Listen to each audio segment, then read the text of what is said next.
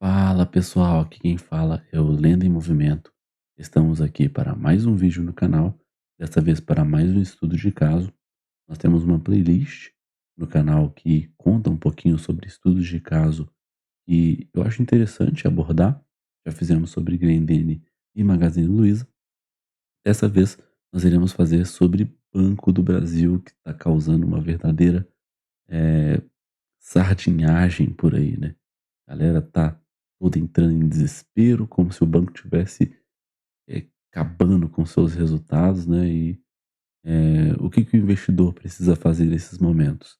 Precisa entender o que está acontecendo, precisa de fato tomar uma decisão, mas aqui não é algo de outro mundo que está acontecendo com o Banco do Brasil, tá? Então vamos visualizar. Eu até preparei uma apresentação. Então, dessa vez nós temos algo bem arrumado aqui para entregar para vocês. Sem mais delongas, se você não conhece o Lenda em Movimento, nós temos diversos vídeos já no canal. Se inscreva aqui no nosso canal, dá uma força no like e vamos para mais um estudo de caso. Bom, já estou mostrando aí a minha tela do computador. Primeiro, eu quero mostrar aqui no Fundamentei um pouco da cotação. É, primeiro, que se você é um investidor que acompanha a cotação diariamente da sua empresa, eu quero falar para você que você está cometendo um erro, porque investidor, sócio, não fica olhando todos os dias para quanto o seu negócio vale. Ele vai olhar para dentro da sua operação, como ele pode ganhar mais dinheiro, que tipo de problema ele vai resolver. Negócios são isso, né? Então, é a quantidade de problemas que você vai resolver em cada gestão à medida que o tempo vai passando. Então, aqui em 2016, existiu um problema. Aqui em 2020, como vocês podem ver nessa queda bruta, 10 de janeiro, ninguém sabia ainda que existiria uma pandemia de Covid-19 que com certeza traria muitas incertezas e era um problema que a empresa tinha que resolver ao longo deste ano.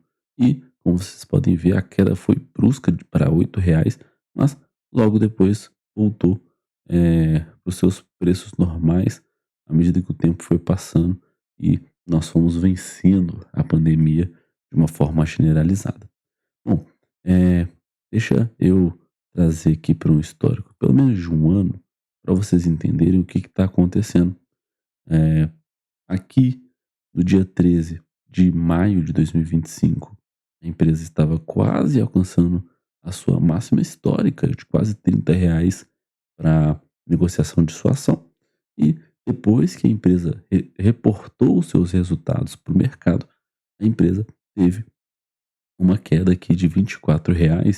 E eu pensei em fazer este vídeo, não foi nem por causa da cotação, porque eu não acompanho cotação, eu não tenho ideia de como está a cotação das empresas que eu invisto nesse exato momento, não tenho interesse de saber, mas quando nós estamos inseridos em um canal, com um canal de investimento, vídeos aparecem de forma corriqueira no nosso YouTube e eu acho engraçado como os títulos são, né?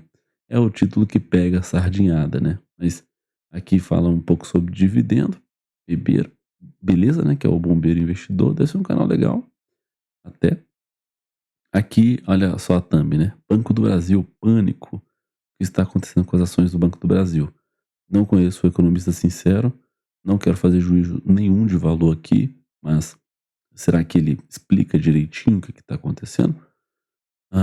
Aqui um vídeo do Thiago Reis, despencou o que aconteceu, né? Essa queda é oportunidade, uma pergunta, né? A farsa aquilo de 1 milhões é o alerta sincero do Clube de Valor. Será que Banco do Brasil é uma farsa? Uai, a empresa que foi fundada em 1808 é uma farsa, Clube de Valor? Beleza. Aqui um pouco sobre a seleção, né? Comprar ou vender, com o Flávio Conde. Então, o que ninguém tem coragem de dizer, isso aqui é vídeo que pega, né, pessoas que estão desesperadas, né? Gestão atual te enganou. Impressionante, né? Como os caras são bons na thumb, né? Aqui esse ano também fazendo outro vídeo aqui, a cilada de 2025. Bom, é, oportunidade, por aí vai. Se você é investidor do Banco do Brasil, você sabe que o Banco do Brasil é uma empresa centenária, uma empresa que tem uma operação enorme aqui dentro do Brasil, uma empresa que vale 140 bilhões no seu valor de mercado, uma empresa que tem muito tempo de operação, uma empresa que não tem números ruins, mas também não é o melhor banco do Brasil, não. É, existem outros bancos que superam o resultado do Banco do Brasil, mas não é um banco que não é um banco ruim também, tá? Então, é, vocês precisam entender um pouco sobre como o banco gera dinheiro ou gera receita para entender um pouquinho sobre esse PDD, que é a provisão de perdas, e vai chegar no lucro líquido, que foi o número que caiu um pouquinho nesse trimestre, que está causando um alvoroço no mercado há algum tempo. Tá? Eu vou deixar o Fundamentei aberto porque eu preciso ler um pouco da perspectiva do Cícero Cardoso, mas isso casa mais com o final do vídeo. Então, vamos com a apresentação. Tá? Eu criei uma apresentação super simples, tá? Nada demais não. Mas vamos lá. Por que o Banco do Brasil teve queda no lucro? A partir de agora você vai entender o que aconteceu no último trimestre de tão relevante que fez com que o resultado do Banco do Brasil piorasse de um trimestre para outro. Bom, o primeiro que o lucro caiu no último trimestre e o motivo principal foi por conta de aumento das provisões para devedores duvidosos. Então, o que é esse número? Eu vou te explicar o que é esse indicador, porque ele é tão importante para os bancos, é um indicador que você precisa de fato acompanhar trimestre a trimestre nas análises que você tem de banco. Se você é investidor de banco, você precisa saber o que é provisão para devedores duvidosos. Existem outros nomes, mas esse acho que eu acredito deve ser o mais famoso. Não é um sinal de crise eterna no Banco do Brasil que vai destruir a empresa, que a empresa vai parar de ganhar dinheiro. Não é isso. Mas é um cenário que exige certa cautela e por isso nós iremos visualizar um pouco mais disso, tá? Bom, vamos então explicar o que é o PDD. Pensa que o PDD é como se fosse uma reserva. Qual que é o principal negócio do banco quando nós pensamos em banco? A principal forma de um banco gerar receita, aliás, aqui no Brasil as coisas são um pouco diferentes, né? Porque os bancos aqui são verdadeiros conglomerados, né? Nós pegamos, por exemplo, o resultado de Bradesco, a linha de seguros é uma linha muito relevante para o resultado da empresa, né? Não é como no Banco do Brasil que a linha de seguros existe uma empresa apartada que é o BB Seguridade, né? Então houve essa oferta, essa abertura de capital para o BB Seguridade e a operação do banco é distinta da operação de seguro. Mas o que faz os bancos serem muito rentáveis aqui no Brasil é o conglomerado financeiro que essas instituições se tornaram. Itaú, o próprio Bradesco, o próprio Banco do Brasil, exemplo, e o Santander puxam o resultado para cima, porque são verdadeiros conglomerados de serviços financeiros que oferecem para a população. Não é só o empréstimo de dinheiro o negócio dos bancos brasileiros, e lá fora os bancos eles param por aí. Não tem essa de mexer com financiamento, com consórcio, tanto que consórcio é um negócio brasileiro, né? Inventaram aqui no Brasil o consórcio, é uma coisa impressionante. Então, o que acontece? O Banco do Brasil ele precisa, como um dos seus principais negócios, emprestar o dinheiro. Mas o banco faz uma provisão para para quem a empresa considera que vai dar um calote. Então, pensa como uma um seguro, é um dinheiro que é separado por precaução. Todo mundo que entrou na provisão para devedores duvidosos não vai pagar, significa que é isso? Não significa que é isso. Mas quanto maior o risco que a empresa percebe no indivíduo ou na empresa que ela está emprestando aquele capital, maior a provisão.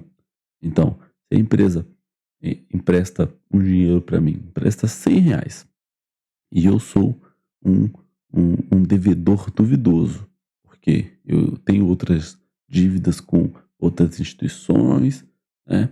Então, você acaba provisionando esse dinheiro. Você fala assim, eu não vou contar com esse dinheiro de volta, não. Então, eu já vou reservar esse dinheiro como um seguro, por precaução.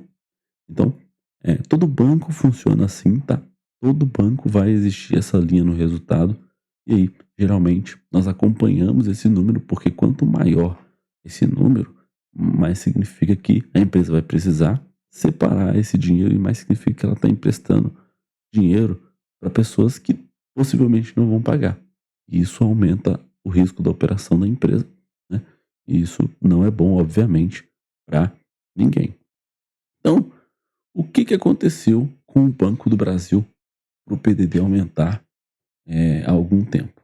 Bom, basicamente, existiu uma nova resolução do Banco Central que muda a forma de classificar o risco de crédito e, mais especificamente, é o risco de crédito para quem trabalha no setor do agronegócio.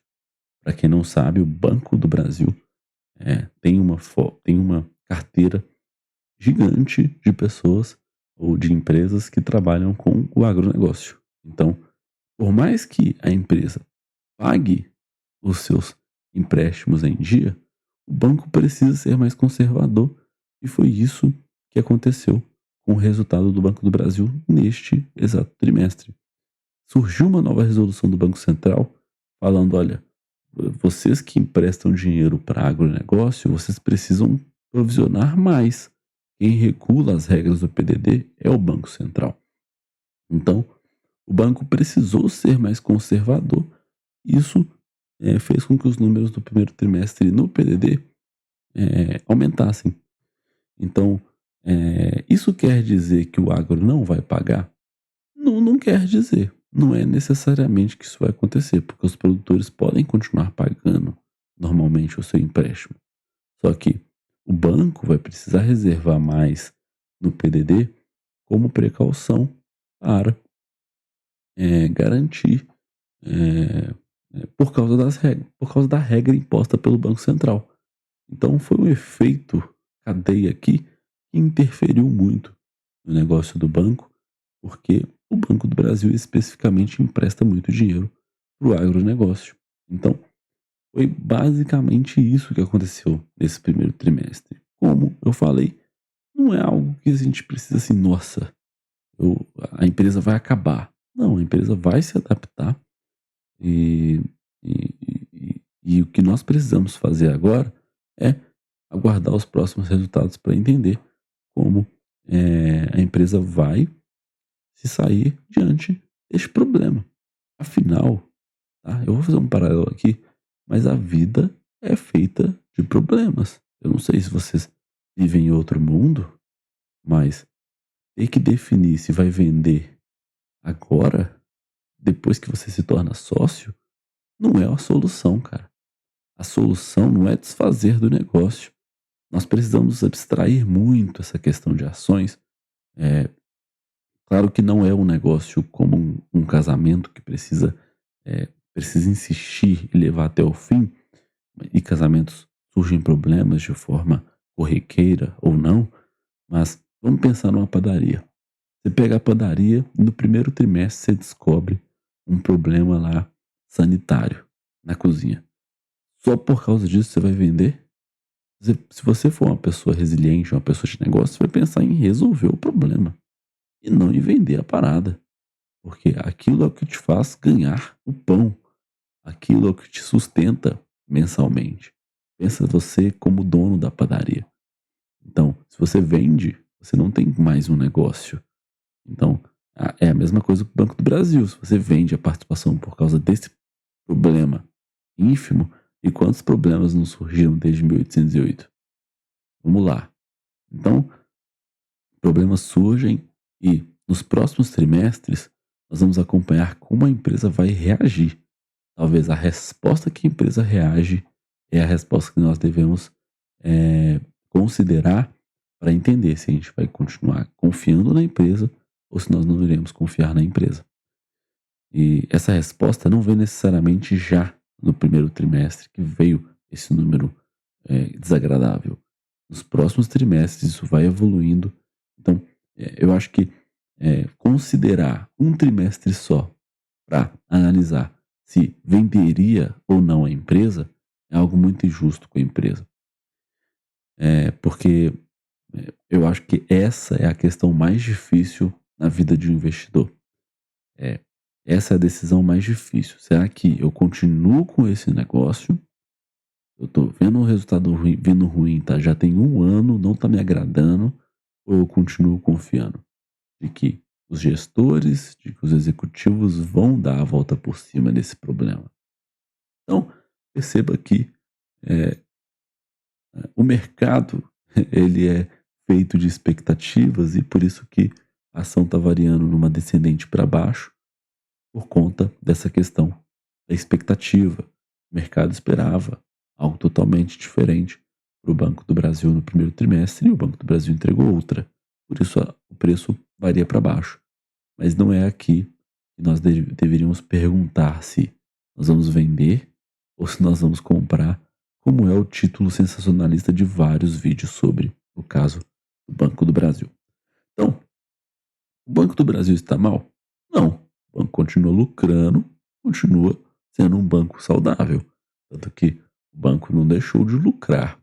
Talvez se viesse um prejuízo aqui por causa disso, aí o alvoroço seria muito maior. Mas é, o aumento do PDD ele é contábil, ele não é uma métrica operacional. Então, quando nós vemos uma métrica operacional crescendo, como por exemplo um aumento de uma despesa operacional, como salário ou algum custo, isso sim é algo que nós precisamos ficar um pouco mais, é, nós precisamos ficar um pouco mais preocupados. Mas é uma exigência regulatória que o Banco Central impôs e é um problema que a empresa vai pensar em dar a volta por cima ao longo do tempo, né? Claro, tentando emprestar um pouco menos para devedores duvidosos e tentar classificar um pouco. é, Existem algumas coisas que fogem um pouco do contexto da empresa, né? Então, essa exigência regulatória faz com que a empresa dê alguns passos atrás no lucro líquido que vinha numa crescente muito boa, mas que eu acredito que mais do que esse estrago, a empresa vai se preparar para não ter, né, no número. Então, qual que é o resumo? O lucro caiu por causa do aumento da provisão de devedores duvidosos, é por causa de uma nova regra do Banco Central que exige mais cautela no crédito do agro e não existe necessariamente uma crise. O banco segue saudável e segue lucrando. Então, se você curtiu a explicação, eu preciso que você deixe seu like agora, você se inscreva no canal e que você comenta o que você achou desse vídeo e o que nós podemos melhorar na análise, tá? Então, o vídeo não vai terminar por aqui, porque eu quero terminar lendo o comentário do Cícero dentro do Fundamentei. Olha só, primeiro ele explica sobre essa resolução lá que afetou, né, tal. Deixa eu ver se está pequeno para vocês, talvez esteja um pouco. Isso, vamos aumentar aqui, ó. Bom, há algumas saídas possíveis. Então, o que a empresa pode fazer para tentar contornar um pouco desse resultado ruim? Primeiro, o governo pode oferecer equalização das taxas ou subsídios via tesouro. Aconteceu isso lá no ano de 2000, durante a securitização de dívidas agrícolas. Então, no ano o governo federal absorveu o custo dos juros subsidiados e o BB transformou o crédito de recebimento em títulos garantidos pelo Tesouro. Então, essa é uma opção. Eu acredito que, atualmente, com os custos do governo tão altos, eu acredito que isso seja um pouquinho mais difícil de acontecer. Se isso tiver que passar por Congresso Nacional, né? Mas se isso for uma canetada, é super possível de acontecer. Não sei quais seriam os trâmites para isso acontecer, né? Bom, segunda, o BB prorrogar o prazo com manutenção do valor presente líquido da dívida. Então, ao invés de provisionar 100% da operação, o BB reclassifica o risco e retoma parte da receita financeira ao longo do tempo. Isso tende a melhorar os indicadores de inadimplência e pode, inclusive, permitir uma reversão parcial das provisões já feitas, o que ajudaria no lucro líquido dos próximos trimestres. Então, essa é uma opção. Em vez de provisionar 100%, o Banco do Brasil provisiona parte, classifica o risco de quem pagar. Já não classifica mais como PDD, e isso dá uma melhorada no lucro líquido. Talvez seja até o que a empresa já está fazendo, tá? Não sei se a empresa já fez isso. Eu também não abri o release de resultados com tanto detalhe na profundidade, mas certamente essa é uma das saídas claras aqui para o Banco do Brasil. Terceiro, o BB executar garantias ou exigir mais colateral para renovar a dívida, para reduzir o risco da perda efetiva. Eu não entendi muito bem, mas tudo bem. Eu gostei muito desse comentário porque pode não, tá. Eles falaram que podem fazer com que o aumento na carteira de crédito deles compense um pouco a, a, e neutralize aí os 10 bilhões de provisões extras no primeiro trimestre de 25. Só que o problema é realmente como o BB vai fazer isso, né? Não pode trazer um crédito sem qualidade aqui para dentro do banco e piorar o PDD, né? Então, é, então, ele considera uma oportunidade. Eu também vejo. Eu não gosto de usar essa palavra oportunidade, porque análise de preço e valor é uma coisa muito difícil de acontecer. Eu não vou entrar no mérito se o Banco do Brasil está caro, né, considerar os indicadores de valuation. Eu, particularmente, não gosto de fazer isso aqui. Meu canal não vai crescer sob essa perspectiva. Mas, vamos olhar aqui para os números. Vamos olhar aqui para o trimestral e para vocês verem que, de fato, no trimestral, mesmo a receita tendo vindo bem maior, o lucro líquido sofreu mesmo, né? Então, teve aqui um aumento de 5 bilhões nas provisões, que foi basicamente a diferença aqui do lucro líquido, e isso mexeu na margem líquido muito para baixo, né? É por isso que o mercado está muito desesperado, né? Apesar disso, a empresa já pagou mais de 5 bilhões em proventos, né? Já aumentou aqui, é o maior provento da história, né, do Banco do Brasil. Mas é para vocês entenderem que, de fato, o PDD aumentou bastante. Mas teve essa questão aí com a regra do agronegócio e, particularmente, eu vejo como uma crise que a empresa precisa certamente superar, e eu precisava ver mais balanços, precisava ver mais materiais para entender se Banco do Brasil teria uma capacidade de contornar este cenário de PDD mais alta nos primeiros trimestres, né? E nos outros trimestres também, entender como que isso vai impactar no lucro líquido final da companhia no exercício de 2025. Bom, é isso, é só um estudo de caso. Eu quis trazer um pouco mais do Banco do Brasil porque a minha próxima empresa nós vamos avaliar é um banco. Provavelmente eu vou escolher entre o Itaú e o Banco Bradesco. Provavelmente eu vou no Itaú primeiro, mas no Bradesco nós temos um cenário assim, né? A empresa está enfrentando uma crise e depende dela para melhorar. Então, eu acho que isso faz parte do negócio. Vamos continuar entendendo aqui, mas Banco do Brasil, eu particularmente, tá? Particularmente falando, eu acho uma baita empresa, uma empresa que tem excelentes indicadores. Nós vamos pegar aqui no anual, o lucro reduziu aqui seus 5 bilhões ano contra ano, e a margem líquida veio um pouquinho menor, mas é, por conta desse aumento dos quase 6 bilhões de PDD, eu acho uma empresa que tem é, é, índices maravilhosos, né? Diminui um pouco aqui na porcentagem dela, mas não é o melhor banco. Existe banco melhor, tal como o Itaú, talvez o Bradesco, mesmo com a crise, está acima do Banco do Brasil, e eu particularmente prefiro ficar um pouco mais de fora, é, acompanhando a parte do Banco do Brasil, mas de forma alguma isso daqui configura como qualquer tipo de recomendação, tá ok? Então é isso. Eu acho que eu poderia escrever um comentário aqui, né? Na verdade, eu acho que está bem batida essa questão de que é por conta da resolução. Eu não vou comentar. Não, eu vou comentar por causa do vídeo, né? E pessoas que estejam aqui dentro do Fundamentei possam visualizar esse vídeo. Então vamos pensar aqui no comentário.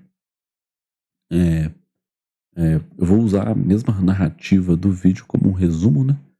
Mas vamos lá. Visualizei vários, vários títulos interessantes no YouTube sobre o assunto. Tais quais? Quais? É hora de comprar, vender. Como é que é? Eu vi um aqui. A cilada de 2025. Acredito que comentário do Cícero. Aconteceu. Como a empresa pode contornar e o grande que fica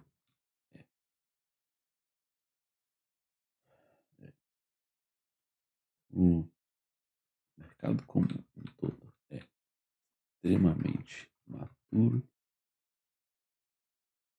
não toma conclusões por si próprio. É, acho que esse dois, uma regra interferiu na provisão da empresa. Agora precisamos entender como a companhia vai dar a volta por cima mediante a este cenário. 3. Precisamos visualizar os próximos resultados para entender como a companhia vai reagir para dar a volta por cima. A empresa é uma cilada? Como uma empresa que existe há 217 anos, né? Essa é a conta, né? Acho que tem aqui, ó. 217 anos.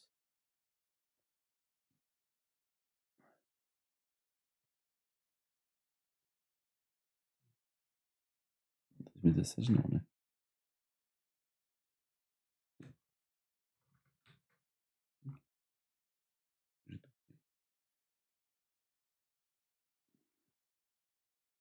Tenho entendimento que a gestão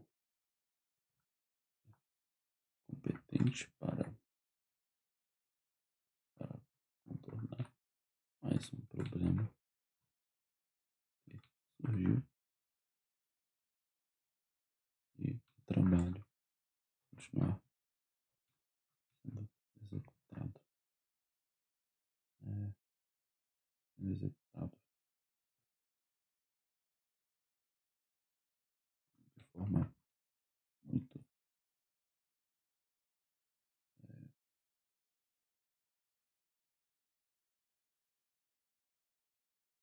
como já estava acontecendo.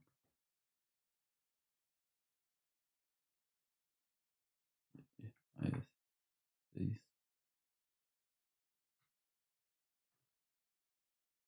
fala oportunidade, mas que não virou bicho, bicho com CH, né?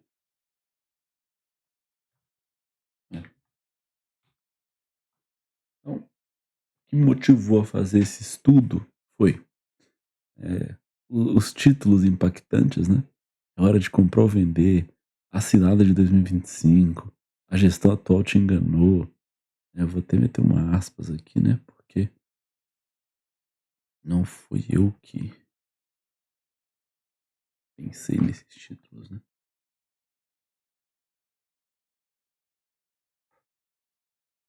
Isso, isso aí.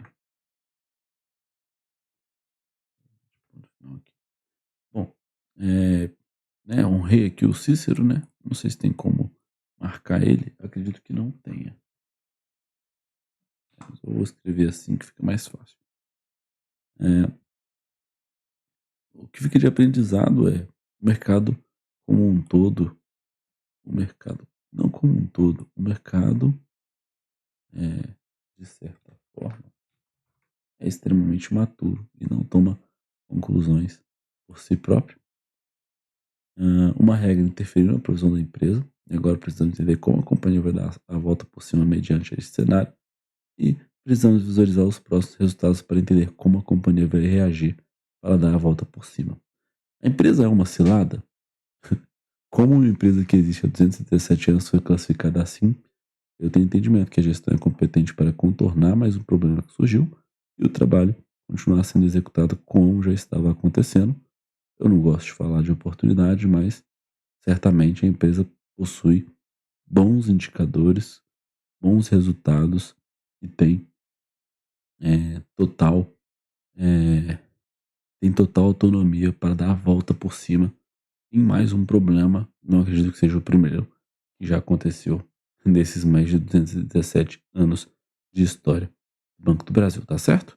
Então é isso. Esse é o vídeo do canal. Esse é mais um estudo de caso do Lenda em Movimento. Muito obrigado por quem me acompanhou até aqui e até o próximo vídeo. Até mais.